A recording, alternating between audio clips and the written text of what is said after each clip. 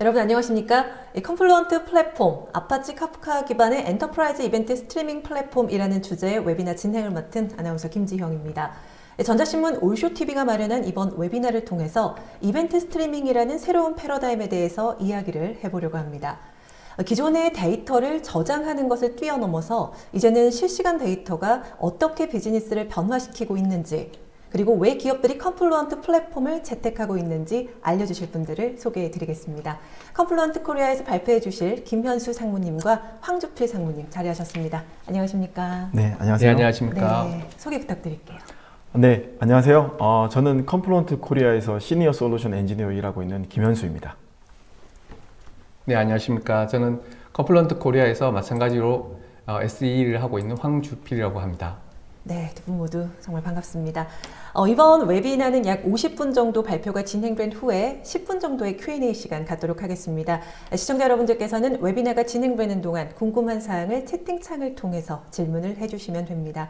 보내주신 질문들은 웨비나가 진행된 후에 선별해서 발표자분들께 질문을 드리고 대답을 듣도록 하겠습니다. 그리고 웨비나에 참여하시고 설문 작성해주신 분들과 좋은 질문 남겨주신 분들은 추첨을 통해서 경품도 보내드리니까요. 많은 참여 부탁드리겠습니다. 자, 그럼 컨플루언트 플랫폼 웨비나 시작하겠습니다.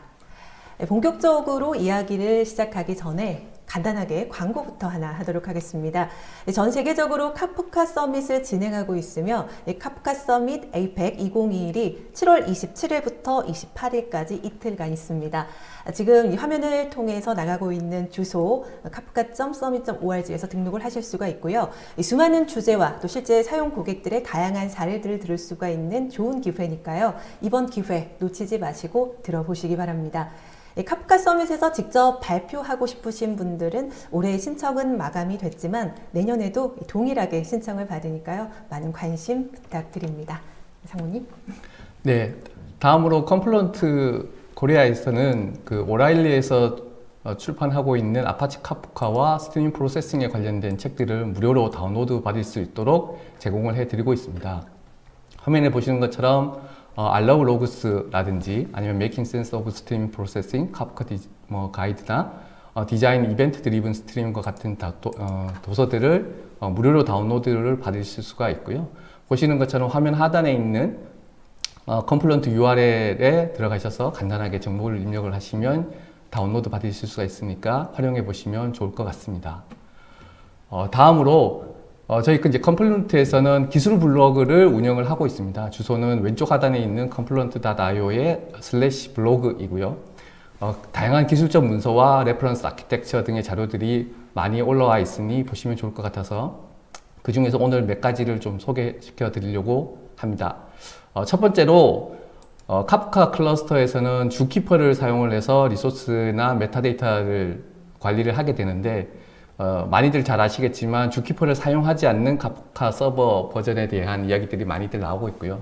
지금 현재 얼리 액세스 모드로 2.8 RC 버전을 다운로드 받아서 직접 사용해 보실 수가 있습니다. 정식 버전은 아마 다음 메이저 버전 정도에 나올 예정으로 있지만 그 전에 미리 다운로드 받으셔서 사용해 보신 이후에 뭐 문제점이라든지 아니면 궁금한 것들이 있으시면 의견 남겨주시면 좀 더 좋은 제품을 완성하실 수 있을 거라고 생각이 듭니다. 다음으로 요즘에 이제 카프카를 사용을 하시면서 실시간 데이터 분석을 위해서 KSQL DB를 사용을 하여 스트리밍 프로세싱을 하는 것에 대해서 관심이 많으시는데요. KSQL DB를 사용해서 실시간 머티리얼라이즈 뷰를 만드는 과정을 소개하는 블로그가 있어서 잠깐 소개를 해드리도록 하겠습니다.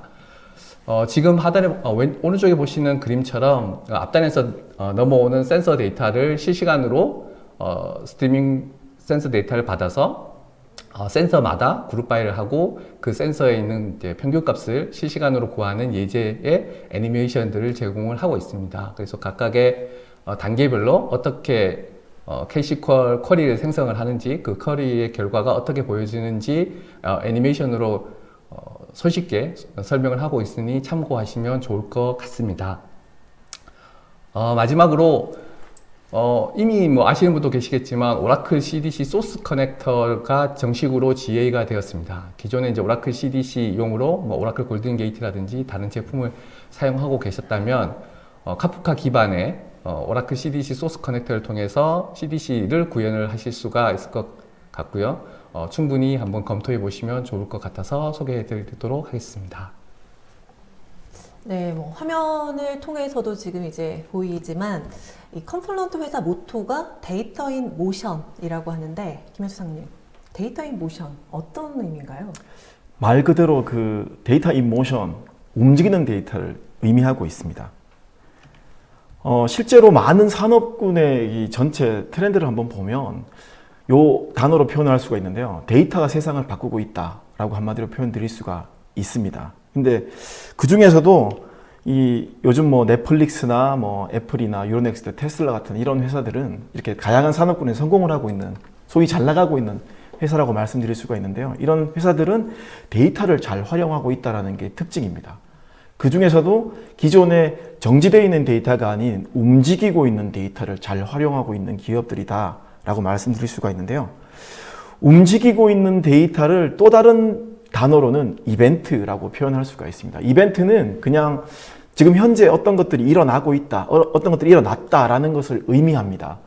예전에 이 IT 산업군에서 주로 관심을 가져서 이제 보통 많이 관심이 가지시는 트랜잭션 데이터 뿐만 아니라 그냥 단순히 판매가 이루어졌거나 뭐 청구서가 발행되었거나 혹은 거래가 이루어지거나 혹은 뭐 고객들이 다양한 뭐 모바일 폰이나 아니면 웹 페이지 같은 곳에 들어가서 클릭을 하면서 얻어지는 그때 발생되는 이런 모든 액티비티들이 전부 이벤트라고 표현될 수가 있습니다. 이런 이벤트는 특징을 가지고 있는데요. 연속적으로 계속 생성되거나 계속 이벤트들의 흐름을 가지면서 움직이게 되어 있습니다. 그래서 보통 이런 이벤트들을 이벤트 스트림이라 표현하고 있고요. 그리고 특징적으로는 굉장히 대용량의 데이터들이 생깁니다. 예전에는 트랜잭션에 국한되어 있는 데이터만 보기 때문에 용량이 조금 작았다고 보면 이벤트라고 하는 이 이벤트 스트림은 특징이 굉장히 큰 용량, 대용량의 흐름이 발생된다라고 하는 게 굉장히 큰 특징이 되겠습니다. 기존의 관경 데이터베이스로 대표될 수 있는 이런 데이터베이스 같은 경우는 굉장히 간단하거나 정적인 쿼리를 가지고 지금 현재 이미 데이터베이스에 저장되어 있는 데이터를 쿼리해 오거나 혹은 좀 상대적으로 느리게 처리되는 배치 처리 용도 형태로 주로 이제 이런 데이터베이스를 많이 사용을 하였습니다. 그리고 기존의 다양한 그 엔터프라이즈 기업의 뇌를 살펴보면 지금 보시는 그림처럼 기존의 대부분의 엔터프라이즈 기업들의 데이터 아키텍처는 굉장히 다루기 힘들고 복잡하게끔 피어투피어로 연결되어 있는 경우가 굉장히 많이 있었죠. 이러다 보니 디지털 트랜스포메이션을 할 때 굉장히 어렵고 시간과 비용이 많이 들 수밖에 없는 것이 현실이었습니다. 이런 것들을 해결하기 위해서 나온 솔루션 중에 하나가 바로 지금 오늘 저희가 설명드리려고 하는 아파치 카프카라고 이제 대표될 수가 있겠는데요. 아파치 카프카는 이렇게 움직이는 데이터들, 기존에 정지되어 있는 데이터뿐만 아니라 실시간으로 지금 계속 살아서 움직이고 발생되는 이런 모든 성격에 있는 데이터들을 실시간으로 그걸 받아주고 그 받아진 데이터를 실시간으로 분석해서 좀 더 보다 가치 있는 데이터들을 뽑아냄으로써 좀 더 풍부한 사용자 경험을 고객분들에게 제시할 수 있게 되는 거고요. 그리고 실시간으로 데이터를 분석해낸 그걸 사용을 해서 비즈니스에 활용하는 이런 용도로 사용하고 있는 게 바로 이런 움직이는 데이터를 활용하는 방식이다 라고 말씀드릴 수 있습니다.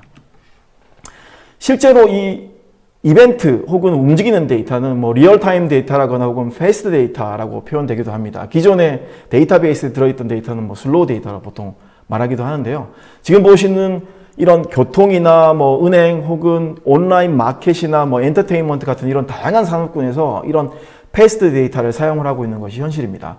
실시간 센서를 진단한다든지 혹은 운전자랑 탑승자를 매칭해주고 도착 예상 시간을 계산해서 그거를 계속 리턴해주는 이런 것들, 그리고 은행에서 어떤 거래가 일어났을 때 이게 괜찮은 거래인지 아니면 혹은 이게 사기에 해당되는 어떤 행동인지 이런 것들을 감지한다든지 혹은 뭐 오디트에 실시간 오디트를 한다든지 혹은 온라인 마켓 같은 경우는 실시간 재고를 확인하는 이런 용도로도 쓰고요. 그리고 개인화된 정보를 표출해주는 이런 용도로도 굉장히 많이 사용하고 있는 것이 이런 실시간 데이터라고 말씀드릴 수가 있겠습니다. 사실 이 클라우드라고 하는 것을 많이 들어보셨을 것 같아요. 클라우드는 말 그대로 기존의 데이터 센터의 개념을 새롭게 바꾼 패러다임을 전환시킨 사례라고 말씀드릴 수 있는 것처럼 데이터를 활용함에 있어서의 패러다임을 전환하는 게 바로 이 이벤트를 활용하는, 실시간 데이터를 활용하는 이벤트 스트리밍 방법이다라고 말씀드릴 수가 있겠습니다. 그럼 이 새로운 패러다임인 이벤트 스트리밍을 위한 회사가 바로 컴플루언트라는 거네요. 네, 맞습니다. 네. 저희 컴플루언트는 이 방금 말씀드렸던 이런 이벤트 스트리밍을 잘 처리하고자 하는 이런 솔루션인 아파치 카프카를 이 링크드인에서 개발한 엔지니어가 나와서 설립한 회사가 바로 저희 컴플루언트입니다. 2014년도에 저희 컴플루언트는 설립이 되었고요. 지금 작년 기준으로 2020년 기준으로 포춘 100대 기업 중에 80% 이상의 기업들이 아파치 카프카를 실제 비즈니스에 활용하고 있고요. 그리고 이 많은 기업들 중 대부분의 기업들이 컴플루언트의 고객사입니다. 실제로 고객사에 방문해서 카프카와 컴플루언트에 대한 이야기를 이것저것 하다 보면 많이 질문하시는 부분이 있는데요. 실제 카프카와 그러면 컴플루언트의 솔루션은 무슨 차이가 있느냐, 이런 것들을 많이 물어보세요. 카프카는 완성차에 비교하자면 차에 들어있는 엔진, 핵심 부품이죠. 없어서는 안 될 핵심 부품. 하지만 이 엔진만 가지고 차가 정상적으로 동작하면서 구동할 수는 없는 법입니다. 이 엔진의 주변을 감싸고 있는 뭐 프레임이라든지 뭐 바퀴라든지 혹은 조향 장치라든지 혹은 뭐 라이트 같은 이런 주변에 있는 어떤 컴포넌트들이 다 있어야만 정말 정상적인 자동차로 동작을 할 수가 있는 거죠. 말 그대로 이런 완성차에 비견될 수 있는 게 저희 컴플루언트 솔루션이다라고 말씀드릴 수 있겠습니다.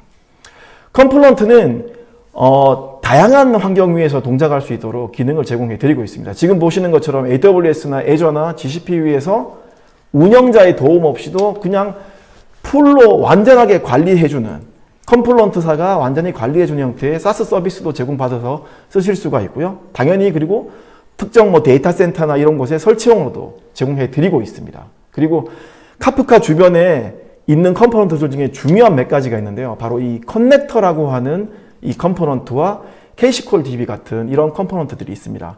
커넥터는 아까 보셨던 이 다양한 이기종 시스템들을 붙이기 위한, 카프카로 데이터를 전송하거나 혹은 카프카에 들어있는 데이터를 전송 보내주는 이런 기능을 해주는 게 커넥터라고 보면 되고요. 그리고 캐시콜 DB 같은 경우는 카프카에 실시간으로 들어오는 그런 대용량의 데이터들을 실시간으로 분석해서 좀 더 내가 비즈니스에 활용할 수 있는 가치 있는 데이터를 실시간으로 뽑아내서 분석해주는 엔진이라고 말씀드릴 수 있습니다.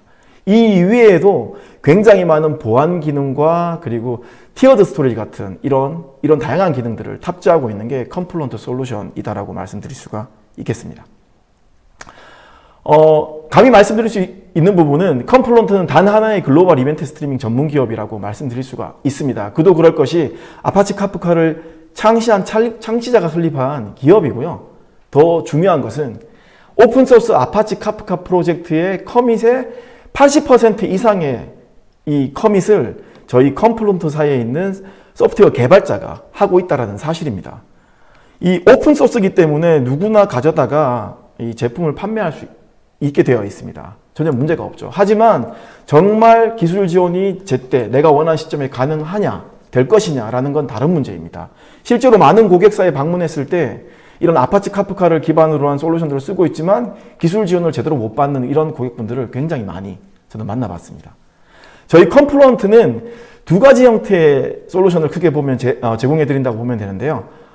설치형 소프트웨어 그리고 클라우드 네이티브 형태의 SaaS 서비스 두 가지 형태로 제공해 드리고 있습니다. 이를 통해서 고객사에서 카프카를 실제 비즈니스 활용하실 때 위험을 좀 더 줄이면서 그리고 타임 투 마켓, 그러니까 실제 시장에 서비스를 제공하는 것들을 가속화할 수 있는 기반으로 저희 컴플루언트 솔루션을 쓰실 수가 있는 것입니다.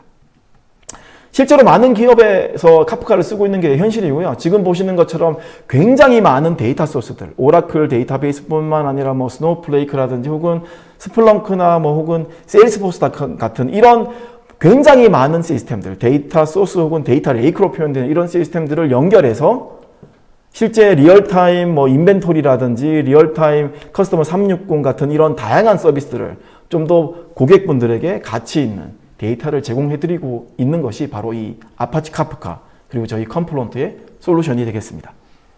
네, 뭐 많은 기업에서 이 컴플루언트의 솔루션을 사용하고 있다고 하셨는데, 그럼 황주필 상무님, 많은 기업들에서 이 컴플루언트 플랫폼을 어떻게 사용을 하는 건가요? 네.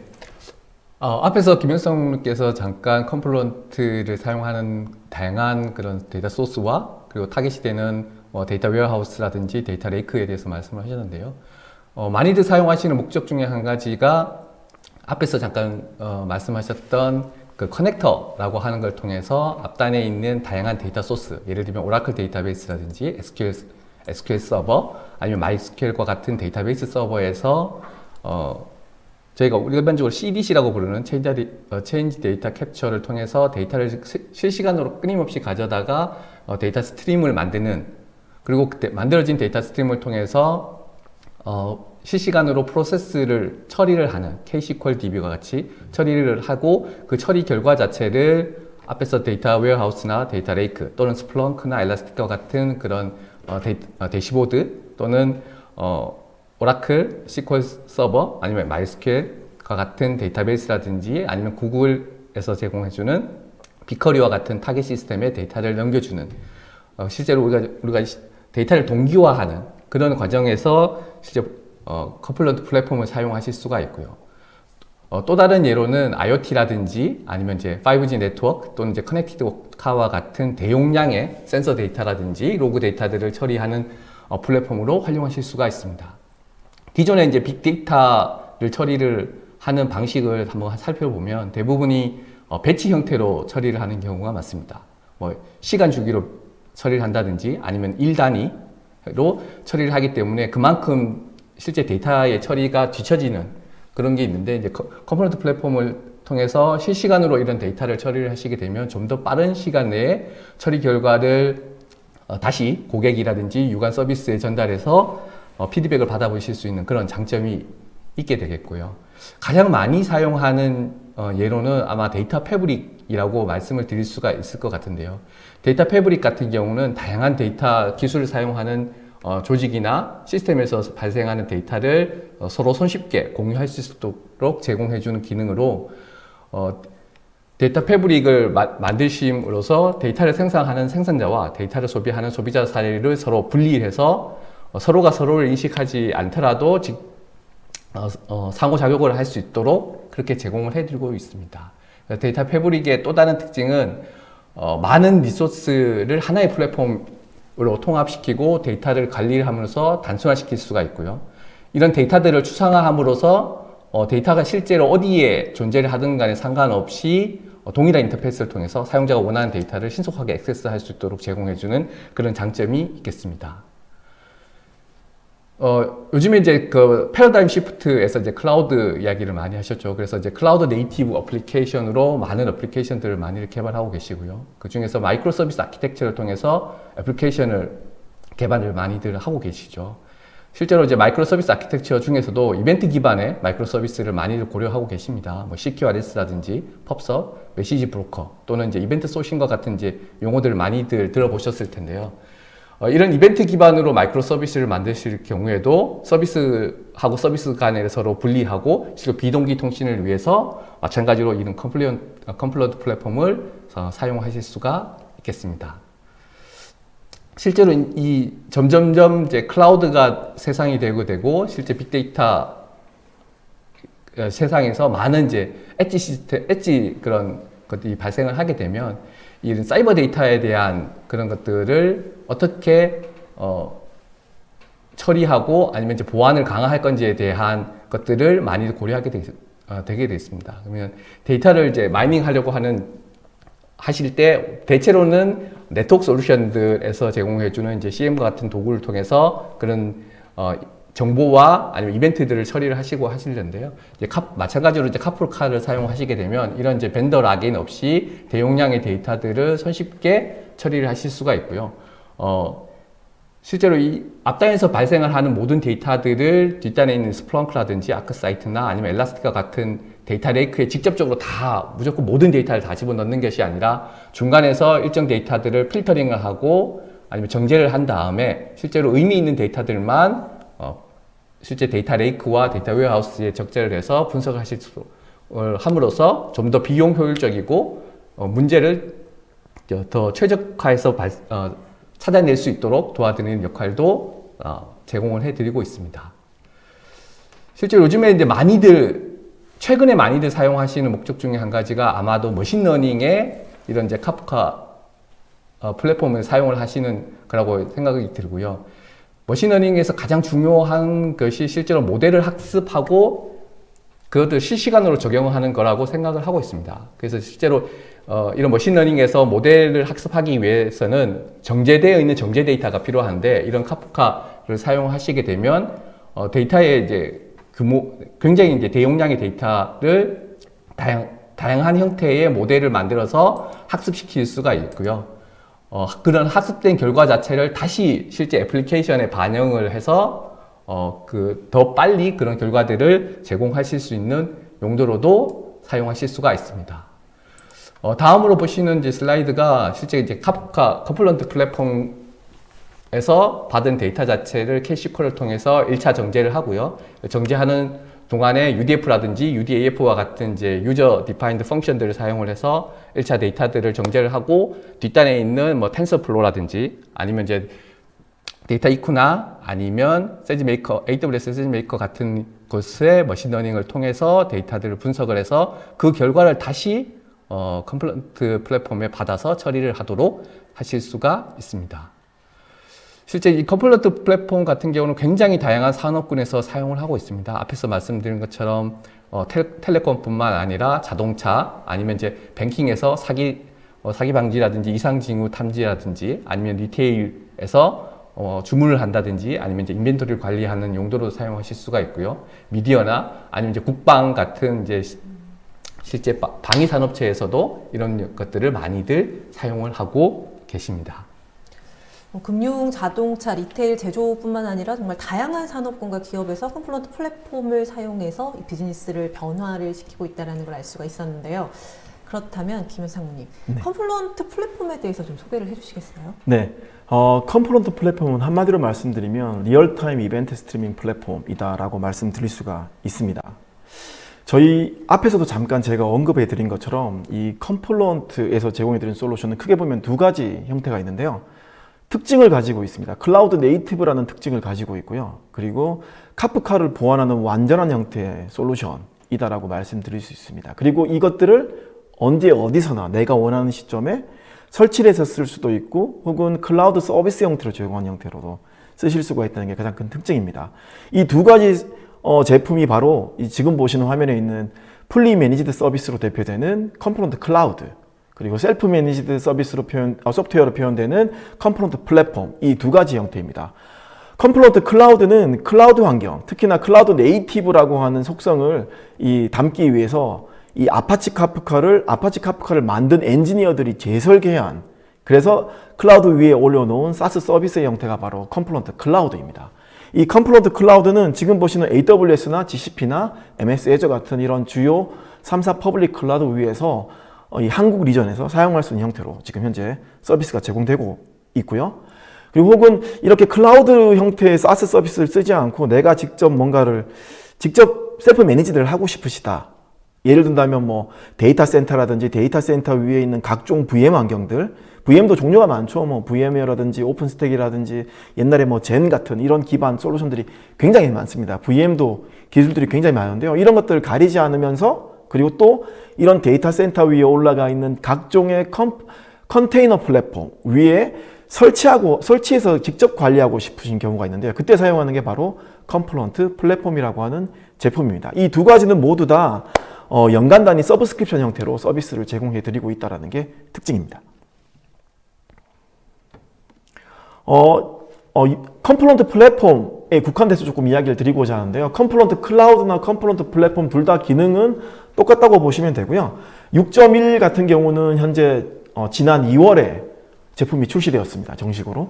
그래서 이 컴플런트라고 하는 이 솔루션 내에는 보면 개발자 생산성을 극대화하기 위한 기능과 그리고 대규모 운영 시에 효율적으로 운영할 수 있는 운영 기능들 그리고 운영 환경에 필수적인 어떤 기능들을 이제 포함하고 있는데요. 그 대표적인 것들이 개발자 생산성을 극대화하는 부분은 다양한 언어를 통해서 개발이 가능하다라는 겁니다. 뭐 자바뿐만 아니라 뭐 파이썬이나 혹은 뭐 아니면 고 같은 혹은 노드.js 같은 이런 랭귀지를 쓸 수 있는 다양한 라이브러리를 제공하고 있다는 게 특징이고요. 그리고 요즘 이번에 새어 나온 기능 중에 하나인데요. 주황색으로 표현되어 있는 이 단어들이 이번에 새로 GA되어 있는 기능들이라 보실 수 있는데, 어드민 REST API 같은 것들을 통해서 직접 원격으로 REST API 콜을 통해서 카프카를 매니지먼트, 관리할 수 있는 이런 기능들이 추가되었습니다. 그리고 기본적으로 이 저희 컴포넌트 플랫폼 내에는 굉장히 많은 커넥터들을 포함을 하고 있습니다. 200여 가지 가까이 되는 다양한 시스템들을 붙이기 위한 커넥터들을 제공해 드리고 있고요. 이는 커넥터 허브라고 하는 사이트를 통해서 다양한 커넥터들을 조회해서 어떤 커넥터들을 내가 쓸 수 있는지 없는지 이런 것들을 판별을 하실 수 있도록 쉽게 검색할 수 있는 사이트를 제공해 드리고 있다는 게 특징입니다. 그리고 아까 계속 말씀드렸지만 실시간으로 들어오는 굉장히 큰 용량의 대용량의 데이터들을 분석하는 데는 굉장히 많은 기술 노하우가 필요한데요. 그 기술 노하우가 집약되어 있는 곳이 바로 KSQL DB라고 하는 SQL 엔진입니다.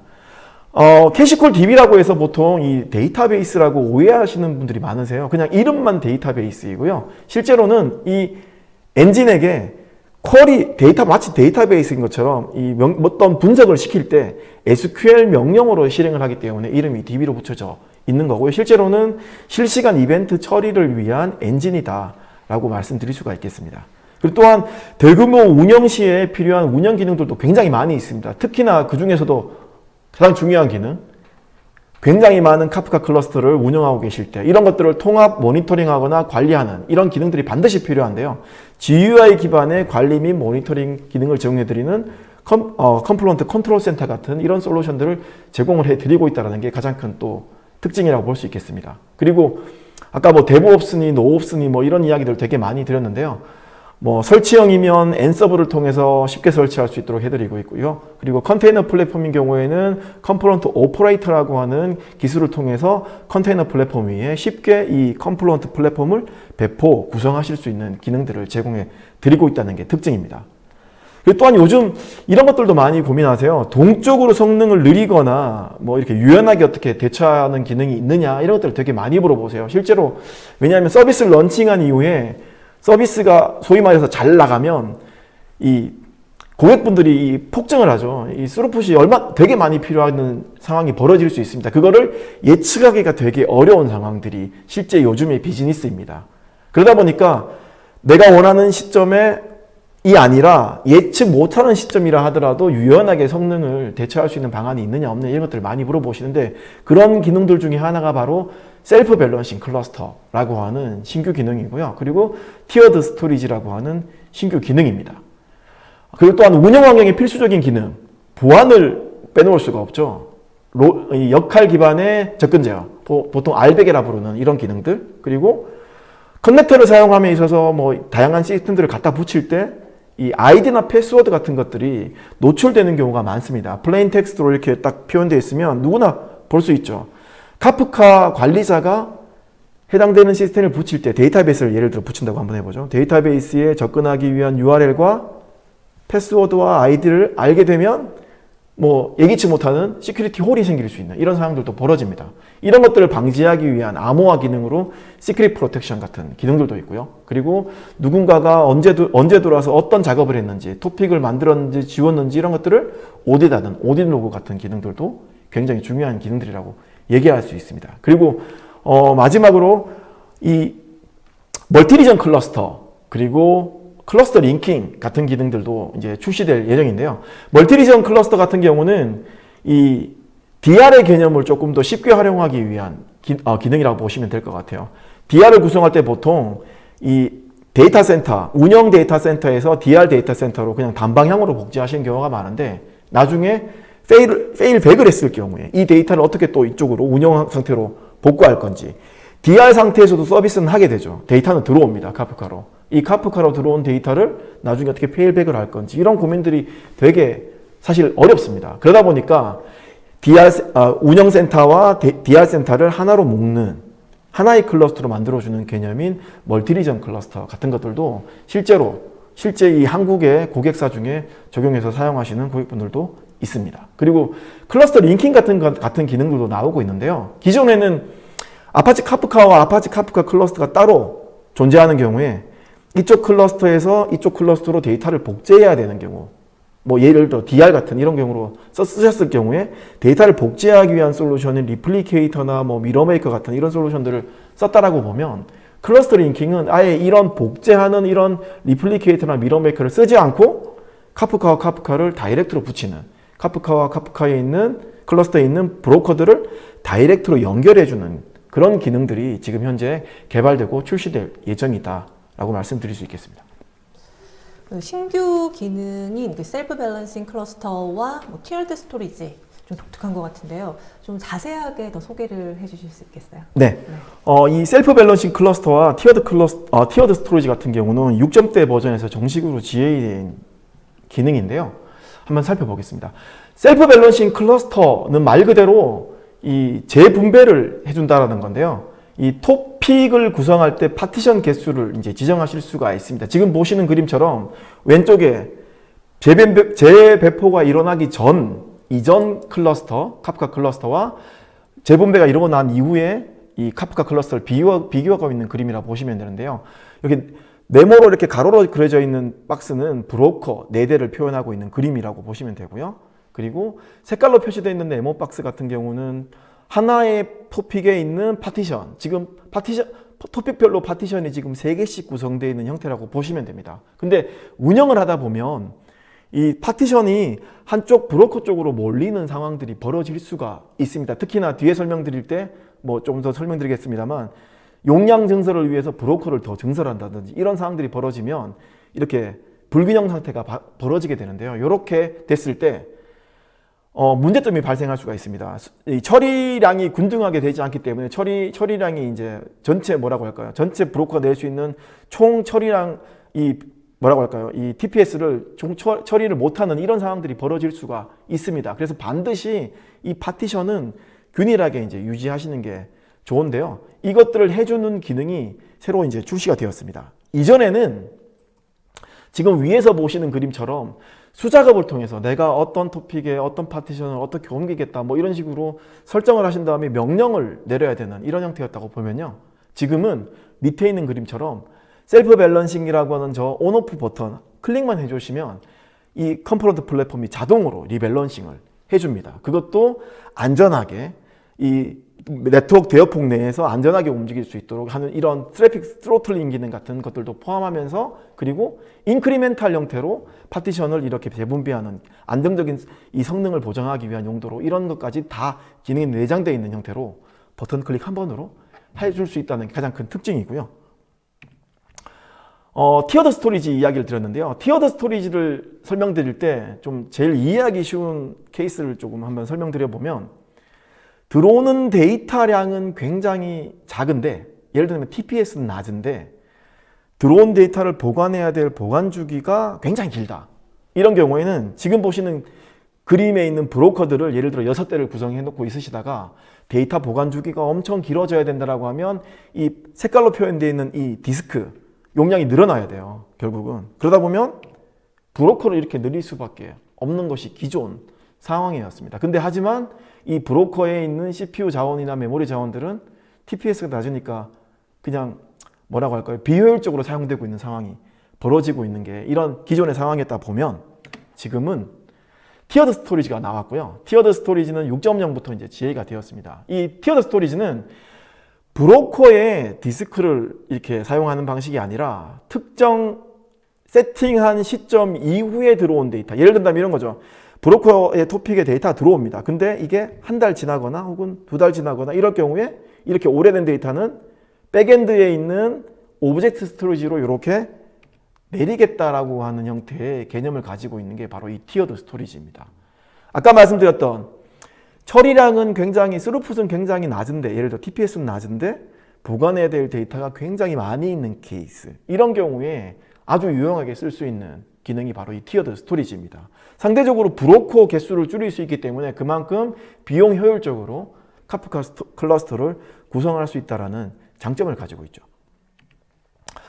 이 두 가지 이야기를 한꺼번에 드리고자 하는데요. 기존에 티어드 스토리지가 없었던 경우에 셀프 밸런싱 클러스터를 하시는 경우에는 이 파티션에 있는 데이터를 지금 극단적인 예인데요. 브로커 2개를 쓰다가 브로커 3개, 새로운 브로커를 용량 증설을 위해서 추가했을 경우에 리밸런싱을 시키시면 파티션 전체를 들어다가 그대로 이렇게 옮깁니다. 그래서 밸런싱을 이렇게 맞춰주는 형태라고 보시면 되는데 데이터가 많이 들어있다. 걸 보시면 될 것 같고요. 티어드 스토리지를 만약 쓰시게 된다면 상대적으로 오래 기간이 지난 데이터들은 이미 오브젝트 스토리지로 다 내려가 버렸다라는 거죠. 상대적으로 브로커 레이어에서 파티션에 저장될 데이터들의 용량들이 굉장히 작게 유지될 수 있다는 겁니다. 이때 새로운 브로커를 추가하고 리밸런싱을 시키면 굉장히 빠른 시간에 몇 초 안에 수초 안에 리밸런싱이 이루어지고 정상적인 서비스가 계속 이루어질 수 있도록 쓰실 수 있다는 장점이 있습니다. 스트리밍 데이터 프로세싱이 굉장히 중요한 것 같은데 KSQL DB 이 부분에 대해서 황주필 상무님께서 좀 더 자세하게 설명해 주세요. 네.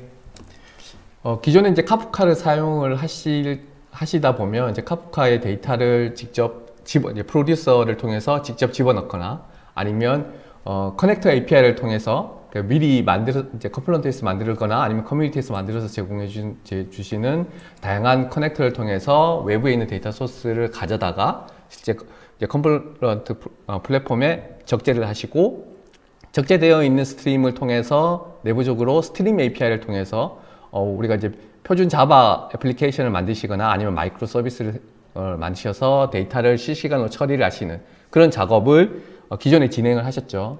그러면서 실제로 이 스트리밍 API를 통해서 머티리얼라이즈화된 이제 캐시를 구성을 하시거나 아니면 이제 ETL을 위한 스트리밍 파이프라인을 만드시거나 이제 그걸 통해서 이벤트 드리븐 방식의 마이크로 서비스를 새로 개발하시거나 하실 수 있었습니다. 하지만 이제 이런 이제 방법들은 대부분이 이제 개발자 위주로 처리를 하시게 되고요. 그래서 앞단에 있는 커넥터를 통해서 데이터를 가지고 이제 컴플런트에 가지고 오시고 그리고 컴플런트에 가져온 데이터를 실시간으로 처리하시기 위해서는 외부에 스파크라든지 아니면 스톰이나 플링크와 같은 또 다른 제3의 솔루션을 구축하셔서 다시 데이터를 재처리를 하시고 재처리된 결과 자체를 다시 이제 카프카에 가지고 온 다음에 싱크가 되는 다른 데이터베이스라든지 아니면 다른 스플렁크나 아니면 이제 아크사이트나 아니면 이제 빅테이블 같은 곳에 다시 데이터를 집어넣는 이런 과정을 통해서 이제 세네 개의 분산된 시스템들을 구축을 하시고 통합하고 또 관리하고 개발해야 되는 그런 문제가 있었습니다. 근데 이런 문제점을 굉장히 단순화 시킨 것이 바로 이제 KSQL DB라고 말씀을 드릴 수 있을 것 같고요. KSQL DB에는 기본적으로 앞에서 말씀드렸던 커넥터를 생성을 할 수 있는 기능을 가지고 있습니다. 그래서 앞에서 보시는 컴포넌트 허브에 있는 한 200가지의 커넥터를 등록을 하셔서 소스와 싱크 커넥터를 만드실 수가 있고요. 그래서 소스에서 가지고 온 데이터 스트림을 통해서 또 다른 스트림을 만드시거나 스트림과 테이블을 조인을 하시거나 아니면 필터링 하거나 아니면 데이터를 트랜스포메이션을 해서 새로운 최종 머티리얼라이즈 되어 있는 스테이트 스토어를 생성을 하셔서 이 필요한 애플리케이션에 실제로 푸시를 하시거나 아니면 풀하는 형태로 애플리케이션에서 사용을 하실 수 있도록 제공을 해드리는 것이 KSQL DB라고 할 수 있겠습니다. 실제 기존에 카프카를 사용하시다 보면 이제 코어 자바 개발자들, 그래서 이제 프로듀서 API나 컨슈머 API 아니면 커넥터 API라든지 스트림 API를 통해서 개발자 중심으로 사용을 하시다 보니 사용하는데 약간 제약이 있을 수가 있었습니다. 하지만 이제 KSQL DB 같은 경우는 이런 개발자가 그러니까 자바라든지 스칼라와 같은 프로그래밍 랭귀지를 모르시는 데이터 엔지니어나 아니면 애널리틱스 분들이 손쉽게 사용하실 수 있는 툴이라고 말씀을 드릴 수가 있겠습니다. 그래서 대부분 SQL 신텍스 같은 경우에는 굉장히 친숙하시잖아요. 그래서 이제 SQL 신텍스를 통해서 쿼리를 만드시게 되면 이 쿼리가 SQL 엔진에서 KSQL 엔진에서 자동으로 프로그래밍화돼서 결과를 만들어내고요. 그 결과 자체는 또 다른 스트림을 만들거나 아니면 테이블 형태로 생성을 하게 됩니다. 그러면 이제 애플리케이션에서는 생성되어 있는 이 테이블에서 최종 데이터, 최종 상태 정보를 가져다가 애플리케이션에서 사용을 하시게 되면 실시간으로 발생하는 실시간에 있는 데이터를 끊임없이 가져다가 애플리케이션에서 사용하실 수가 있게 그렇게 구성을 하실 수가 있겠습니다. 앞 시간에 그 컴플런트 플랫폼에 에서 제공해주는 컨트롤 센터라고 하는 것을 말씀을 드렸죠. 컨트롤 센터는 컴플런트 플랫폼에서 제공해주는 웹 UI가 되겠습니다. 그래서 오른쪽에 보시는 것처럼 컨트롤 센터에서 KSQL 에디터를 통해서 손쉽게 SQL 쿼리를 등록을 하실 수가 있습니다. KSQL 쿼리를 등록을 하시게 되면 보시는 것처럼 데이터 플로우 비주얼라이제이션을 통해서 스트림과 스트림을 조인을 하시거나 아니면 스트림이 다시 이제 테이블 형태로 만들어져 있는 것을 실시간으로 플로우 형태로 보실 수가 있고요. KSQL의 결과 자체를 실제 이 컨트롤 센터의 웹 UI를 통해서 바로 확인을 해 보실 수가 있겠습니다. 네, 두 분 상무님 발표하시느라 고생 많으셨습니다. 네, 잘 들었습니다. 네, 감사합니다.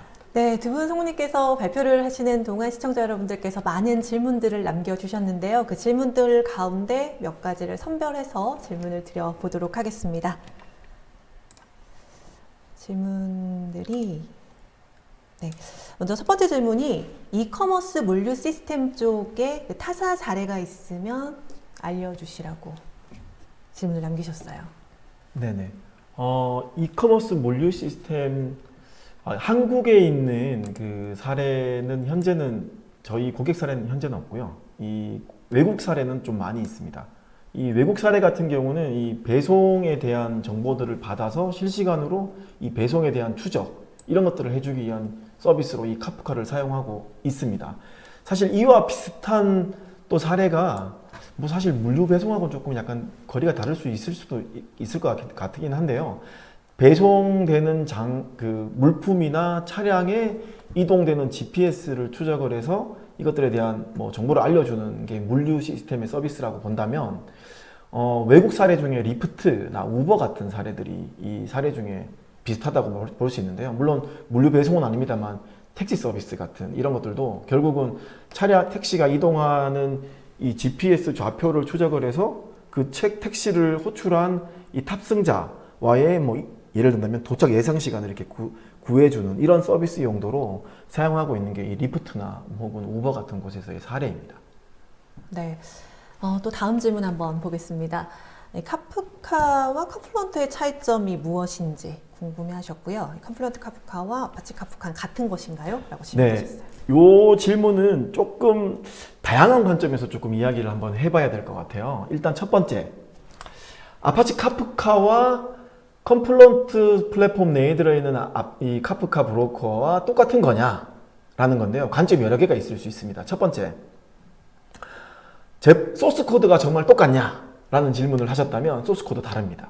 왜냐하면 저희 아파치 카프카는 컴플런트 내에 들어있는 카프카 브로커 같은 경우는 버그 픽스나 QA 과정 같은 것들을 거쳐서 버그 픽스, 성능에 대한 향상 같은 이런 것들을 위해서 코드가 들어가 있다고 보시면 되고요. 거기에 플러스해서 아까 제가 여러 가지 설명드렸던 엔터프라이즈 환경에서 꼭 필요한 보안 기능들 같은 것들이 브로커에 그냥 인베디드 되어 있다고 보시면 돼요. 이렇기 때문에 소스 코드는 다릅니다. 자, 근데 또 다른 관점에서 한번 질문을 제가 다시 한번 해볼게요. 기존에 오픈소스 아파치 카프카를 쓰고 있다가 컴플런트 카프카로 이렇게 변경을 하면 소스 코드 개발된 것들을 바꿔야 됩니까? 라고 이렇게 질문하실 수도 있는 분들도 많으세요. 변경하실 필요가 전혀 없습니다.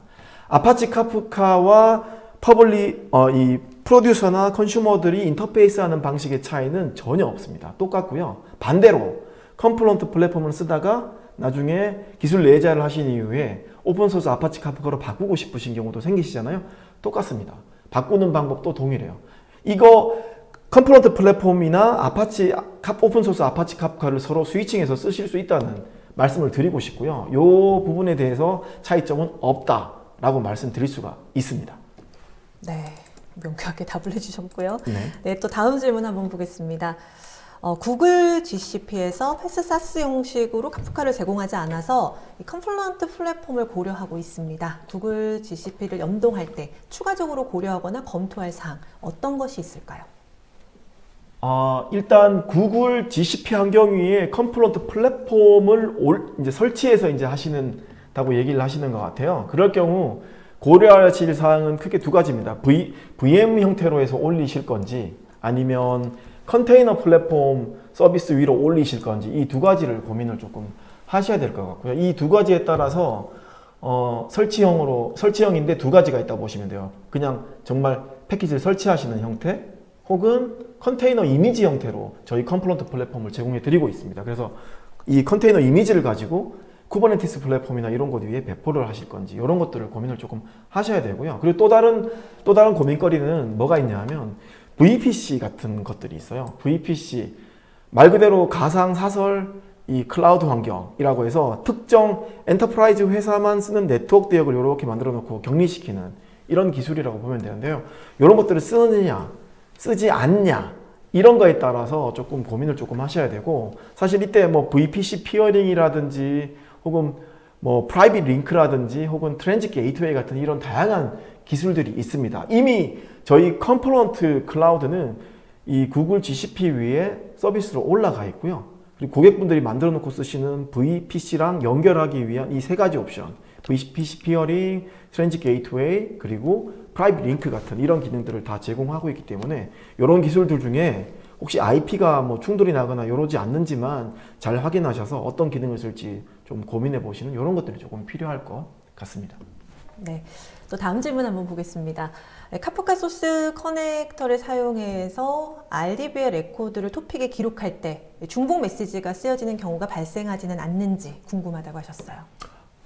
이 소스 커넥터 종류 중에도 여러 가지 것들이 있습니다. 아까 저희 뭐 발표 중에 잠깐 설명드렸던 CDC 커넥터들 종류들이 있어요. 뭐 MySQL이나 PostgreSQL이나 뭐 오라클 DB 혹은 MS SQL 같은 이런 다양한 DB에서 발생되는 인서트, 딜리트, 업데이트 이런 이벤트가 발생되는 걸 보고 보통 CDC라고 해요. 데이터 변경이 발생했다라고 하죠. 이런 이벤트가 생길 때 올라오는 데이터들은 오라클 데이터베이스를 기준으로 말씀드리자면 리드로그를 기반으로 해서 이렇게 데이터를 이렇게 가져오도록 되어 있기 때문에 중복 데이터가 발생할 우려는 없습니다. 다만 고민하셔야 될 게 이거 순서 보장을 이제 어떻게 하실 거냐 이런 것들을 조금 고민을 하셔야 되는 것들이 있어요.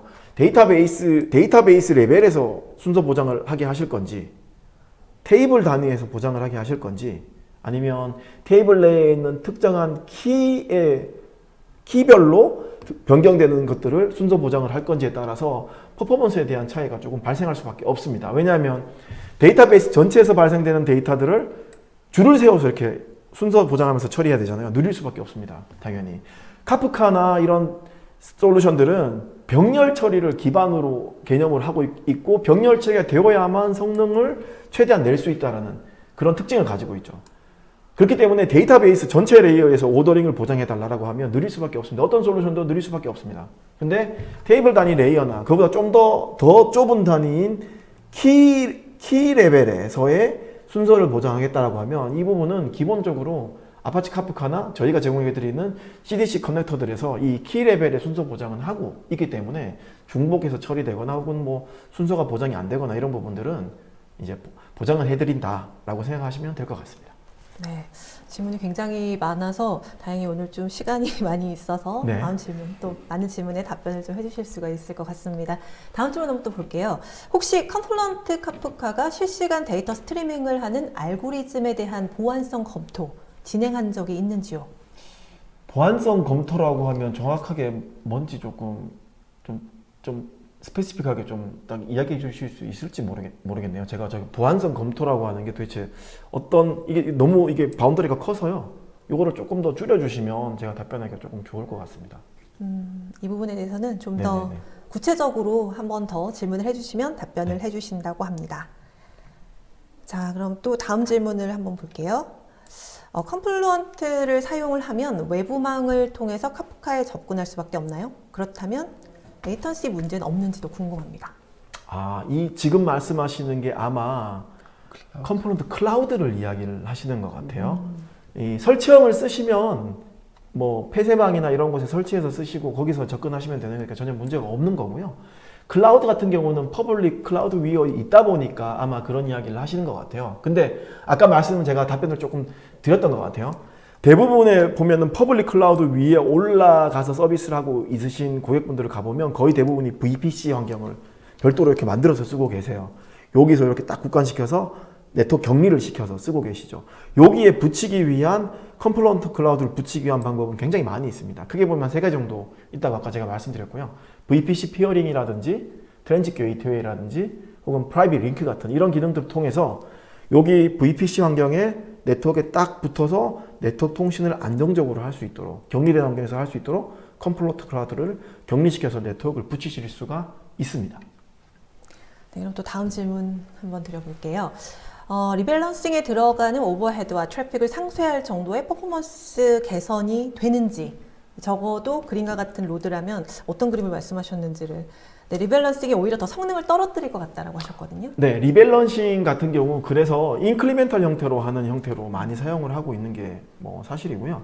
왜냐하면은 리밸런싱 하는 순간 리밸런싱이 되는 파티션에 붙어 있는 이 컨슈머들이나 뭐 토픽들은 데이터를 보낼 수 없는 상황이 이제 벌어지는 게 사실입니다. 그래서 이 옮겨지는 파티션을 이 저장되어 있는 데이터를 최소화하면 할수록 옮겨지는데 순식간에 옮겨지겠죠. 카프카의 특징이 뭔지 한번 생각해 보시면 좋을 것 같아요. 데이터를 엄청난 속도로 인젝션 해주는, 그 다음에 그것에 엄청난 빠른 속도로 데이터를 읽어갈 수 있게 해주는 기반을 제공해 드리고 있는 게 아파치 카프카입니다. 근데 여기서 데이터를 파티션도 똑같아요. 파티션 옮길 때도 여기 있는 파티션을 들어다가 이렇게 옮길 때 결국은 리드한 다음에 라이트를 하게 되는 거죠.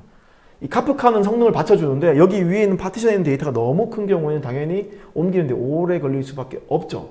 이럴 때 조금 데이터 보관 주기를 좀 줄이시면 훨씬 더 좋고요. 거기다가 근데 데이터 보관 주기를 나는 무조건 느려야 되겠다, 이런 제한이 있으시다면 아까 제가 설명드렸던 기능 중에 하나인 티어드 스토리지 같은 기능을 쓰시면 이 오래된, 상대적으로 좀 오래된 데이터들을 오브젝트 스토리지 쪽으로 내릴 수가 있죠. 이렇게 내려간 데이터들에 대한 리밸런싱은 하지 않습니다. 위에 있는 브로커 레이어에 있는 데이터만 리밸런싱을 한다라는 거죠. 그러면 좀 더 상대적으로 작은 양의 데이터를 파티션에 넣어서 움직일 수 있게 되고요. 리밸런싱을 한다 하더라도 순식간에 파티션 전체를 옮길 수 있는 이런 것들이 이루어진다라는 거죠. 그래서 뭐라고 할까요? 일종의 뭐 잠깐 멈추는 현상, 이런 것들을 굉장히 최소화할 수 있는 기능들로 기반으로 쓰실 수가 있다는 특징을 갖고 있습니다. 네, 그럼 이제 마지막 질문 드리고 마치도록 하겠습니다. 컴플런트 플랫폼 운영 환경에서 엔터프라이즈급 보안과 글로벌 탄력성에 대한 추가적인 설명 부탁드린다고 했어요. 네, 보안에 대한 기능, 요거를 조금 더 설명드리고자 하는데요. 특히 아까 RBAC 기능을 조금 설명드렸잖아요. 역할 기반의 역할 롤을 만들고 거기에 사용자랑 그룹을 매핑 시킨 다음에 이 롤의 어떤 기능을 할 수 있는지, 어디에 접근할 수 있는지, 토픽을 생성할 수 있는지 없는지, 볼 수 있는지 없는지, 클러스터에 대한 접근이 가능한지 가능하지 않은지. 사실 저기 처음에 설명드렸던 이 컨트롤 센터라고 하는 저희 GUI 이 통합 관리 모니터링 화면 같은 경우는 멀티 카프카 클러스터를 이 하나의 컨트롤 센터에 이렇게 붙여가지고 멀티 카프카 클러스터를 동시에 매니징하면서 관리할 수 있는 게 특징입니다. 그러다 보면 이 멀티로 들어가 있는 카프카 클러스터에 뭐 어떤 부서에선 들어오고 어떤 부서에는 들어오면 안 되고 이런 것들이 정해질 수밖에 없는 거죠. 다 열어놓으면 어떤 일이 벌어지냐면 실제로 이 오픈소스 아파치 카프카를 쓰시면서 이렇게 다 열어놓고 쓰시다가 다른 파트, 다른 부서에서 들어와서 본인 카프카인 줄 알고 커넥터에 있는 설정을 바꿔버려가지고 그 카프카의 데이터에 뭐 이렇게 추출해오는 것들이 깨지는 이런 경우들도 되게 많이 빈번하게 있었습니다. 과거에는. 그런 것들을 없애려면 결국은 접근을 제어할 수밖에 없는 거죠. 그래서 RBAC 기능 같은 것들이 반드시 필요한데요. 이런 RBAC 기능을 쓰기 위해서 별도의 뭐라고 할까요? 노드들을 더 구축하거나 또 별도의 솔루션을 또 이렇게 하나의 클러스터로 만드는 이럴 필요가 전혀 없다라는 게 저희 컴플런트 플랫폼의 특징이에요. 카프카 브로커 내에 이 RBAC 기능이 이게 인베디드 되어 있습니다. 그러다 보니까 이런 것들을 굳이 구축하기 위한 추가적인 리소스나 노드 추가나 이런 노드 추가를 하면 또 결국은 비용 발생으로 이제 직결되게 되죠. 이런 것들을 좀 줄일 수 있다는 이런 장점이 있겠습니다. 그리고 아까 또 다른 부분은 이제 멀티 리전 클러스터나 뭐 글로벌 탄력성 이런 것들을 많이 질문하셨는데요. 멀티 리전 클러스터 요 부분을 조금 더 딥하게 조금 이야기를 조금 드리면 사실 DR 구성하는 게 사실은 되게 쉽진 않습니다. 왜냐하면 데이터는 실제 계속 흐르고 있어요. 데이터를 여기 실제 운영 서버에서 쓰다가 장애가 나서 센터가 내려앉은 경우 DR로 복제를 시키고 있다가 이 복제되어 있는 데이터를 가지고 다시 컨슈머랑 프로듀서가 붙어서 서비스를 한다라고 한번 가정을 해보면 복제는 됐는데 장애 났을 때요. 복제는 됐는데 그 이후에 신규 데이터들이 계속 들어오죠. 이쪽 토픽으로. 신규 데이터에 들어온 것들은 이 정상적인 운영센터가 다시 복구된 이후에는 다시 이쪽에서 신규로 들어온 데이터들을 부어넣어야 되는 이런 복잡한 과정들을 거쳐야만 가능합니다. 이런 것들이 실제로 한번 해보면 절차가 되게 복잡하고 심플하지가 않습니다. 그러다 보니까 사실 대부분 DR하면 원웨이만 생각하시고 이게 페일백 하는 거 고려하지 않으시는 고객사들도 굉장히 많이 봤는데요. 필요합니다. 나중에 뭐 디스크를 들어다가 옮기거나 아니면 디스크 복제 솔루션 다시 역방향으로 복제하거나 이런 것들을 다 고민하셔야 되는데 이런 고민들을 한 번에 그냥 좀 쉽게 해결해 줄 수 있는 게 바로 멀티리전 클러스터라고 하는 기술입니다. 이 멀티리전 클러스터는 제약사항이 있는데요. 여기 운영센터와 DR센터 간의 네트워크 레이턴시가 50ms 언더 이하이면 이 멀티리전 클러스터를 구성하실 수 있는 이런 환경이 됩니다. 이렇게 구성하시면 좀 더 좋은 게 운영할 때 쓰던 이 카프카 토픽에 있는 데이터들이 실시간으로 처리되면서 또 다른 복제본이 이쪽 DR 쪽으로 복제가 되게 되어 있습니다. 어싱크 형태로 복제가 되게 있고요. 장애가 나더라도 클라이언트만 다시 이쪽 DR로 붙으면 여기 붙어 있는 데이터를 가지고 다시 복제가 이루어지면서 정상적인 카프카 서비스를 쓰실 수 있다는 그런 장점을 가지고 있죠. 굉장히 뭐 장애 났을 때 장애도 그냥 뭐 노드 장애나 뭐 렉 장애나 뭐 이런 수준이 아니라 데이터 센터 전체 디제스트라 표현하죠. 이런 심각한 문제가 났을 경우에를 대비하기 위해서 이렇게 DR 환경을 고민하고 계신다면 멀티리전 클러스터 한번 고민해 보시면 좋을 것 같습니다. 네, 각 질문마다 정말 성의껏 답변해 주셔서 감사합니다. 네, 그리고 또 세미나 동안 쏟아지는 질문에 이렇게 답변을 해주신 이 컴플런트 관계자분들께도 감사의 말씀 드리겠습니다. 방송 후에는 설문에 참여해주신 분과 좋은 질문 남겨주신 분들 추첨해서 경품 보내드리겠습니다. 혹시 방송 중에 궁금하신 사항이 있으면 연락처로 연락을 주시면 성의껏 또 답변을 해드리겠습니다. 네, 이상으로 전자신문 올쇼TV가 마련한 컴플런트 플랫폼 아파치 카프카 기반의 엔터프라이즈 이벤트 스트리밍 플랫폼 웨비나 마치겠습니다. 올쇼TV는 또 다른 웨비나 방송으로 시청자 여러분들을 찾아뵙겠습니다. 시청해주신 여러분 고맙습니다.